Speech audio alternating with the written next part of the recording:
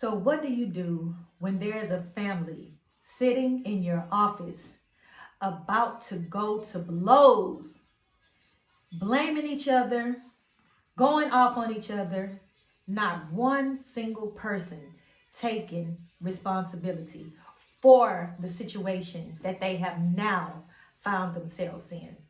Welcome to another session of Credit Confessions. Tonight's topic is generational shame. Who's to blame? So, the backstory on this is there is a family who has a property that has been in the family for 50 years, and the home sat on an acre of land. The parents who owned the home died 7 months prior to this family sitting in my office. And the family needed to refinance this home in order to save it.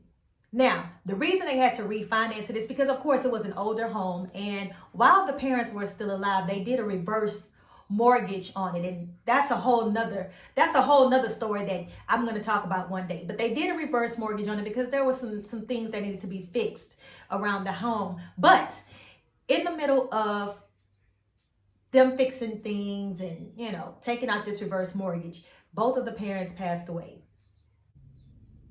And if they didn't refinance, they were going to lose this property.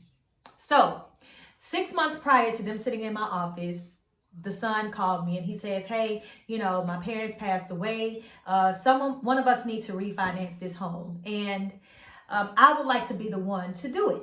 So I'm like, great. Pull this credit, and of course, quite naturally, he didn't have the credit scores that would qualify for him to refinance. So I said, these are some options. I laid it out to him, and he said, okay, I'm going to get back with you. Well, I never heard back from him until it was 45 days left for them to refinance this home.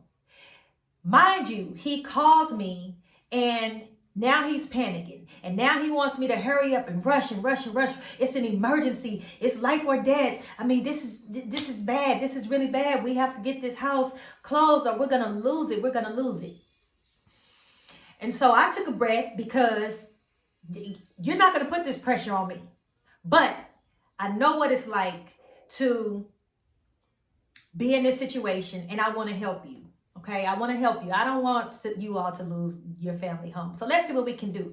Pull your family together and see who may have the right credit scores to get you all financed. If someone needs help, then, let me guide you all through it. So he says, okay, we have a meeting at my office and 5 of the siblings show up.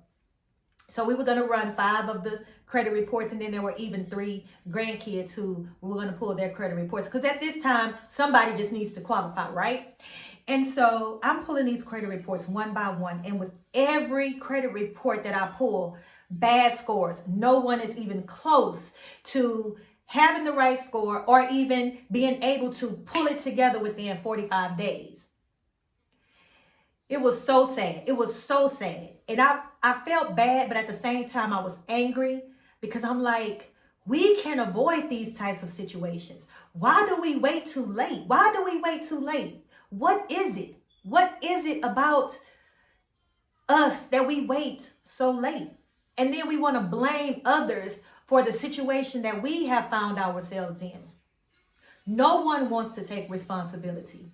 And the thing that irritated me the most is while I was waiting for them to show up for their session in my office, as I'm looking at my office window, I see them pull up in fine luxury vehicles.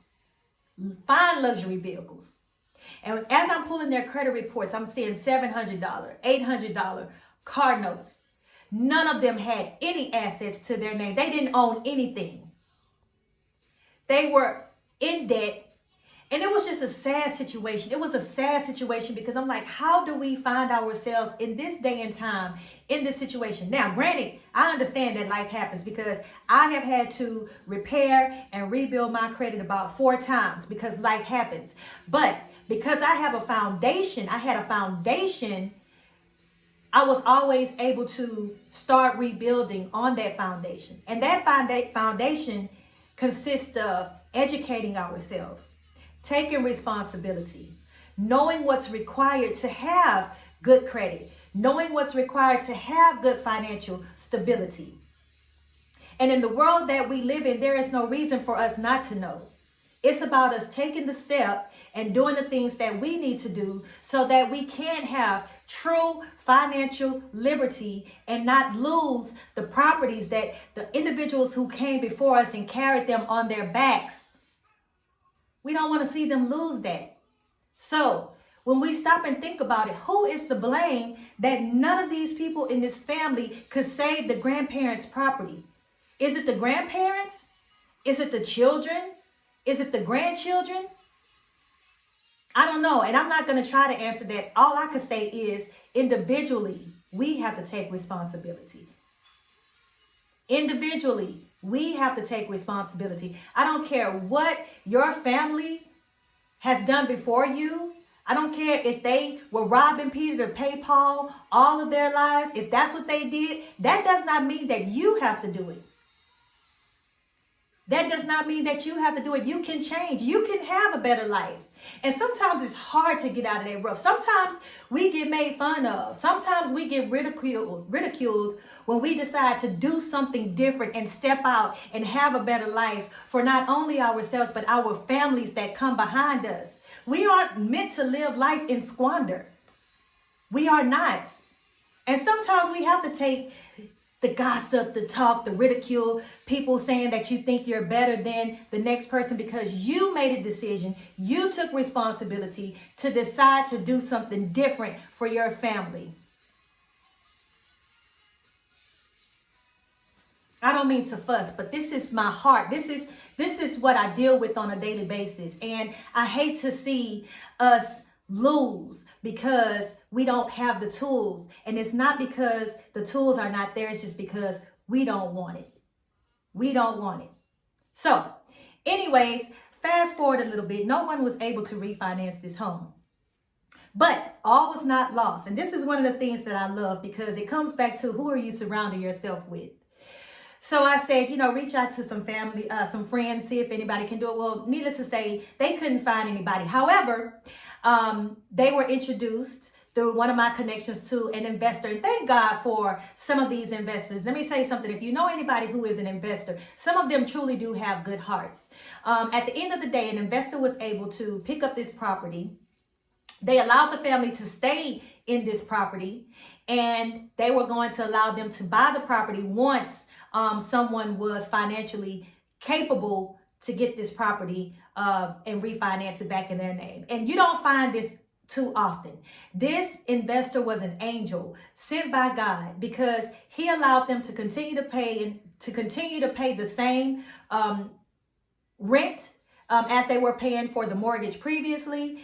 And it worked out. It worked out. And one of the family members, it was a cousin that ended up refinancing the home, and it was back in the family. But that could have been a whole bad entire situation for everyone in the family.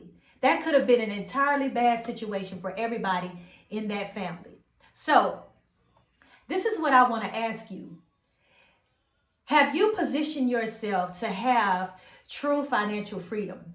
Are you doing what you need to do to make sure that your credit is up to par so that you can have the things in life that you need to live? Because truth be told, you have to have credit in order to survive these things. Think about it. Every single thing that you do today requires a credit check, period. So as always, I'm not going to ever end a live without giving you some assistance or some help that will help you along the journey. So we're going to go back to the foundation. Number one, live within your means. One of the things that I spoke about earlier was the cars that these individuals were driving, robbing Peter to pay Paul. Stop trying to live like the Joneses. Live within your means. That's the first thing. Live within your means. Okay? Only buy what you can afford. Make sure that you're doing the right things to build your credit. Make sure that you're setting a budget each month so that way you won't have more bills left at the end of the month than cash, right?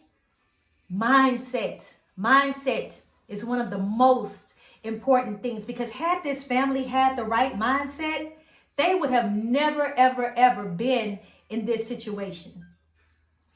And I can't tell you how many times I've seen people perish because they didn't want to change their mindset. And changing our mindsets is not always easy. It's not. Especially if you're used to the same thing and the environment around you, everybody is doing the same thing. It's not always easy, but it can be done. It can be done. So there are some tools, and it's always, you're always more than welcome to reach out to me if you find yourself in a situation and you want to have the tools. When you say, I am tired of living like this, or I want better for me, I want better for my family, the information is there. We perish for a lack of knowledge. So who's to blame? Who do you think is to blame? It's easy to point the finger, but it all starts with us. It all starts with us. I'm part of us.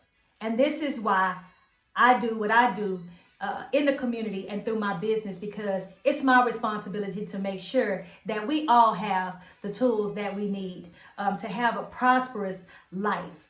And at the end of the day, this is no judgment zone. This is a no judgment zone. It's just about pushing us all to do better, to have more, and to break the barriers and standards and stigmas that come with our community. There are some of us that want change. There are some of us that want more. So I just want to encourage you and motivate you to do whatever you can to stop these generational issues that our community faces when it comes to financial freedom and liberty. Stop the stigmas. We can stop the stigmas that has been placed on our community. We can do better. So, as always, Muncie Hawkins, CEO of Fig Restoration. You can follow me on all social media platforms at Fig Restoration or Muncie Hawkins, and you can schedule a consultation at www.figrestoration.com. Be blessed.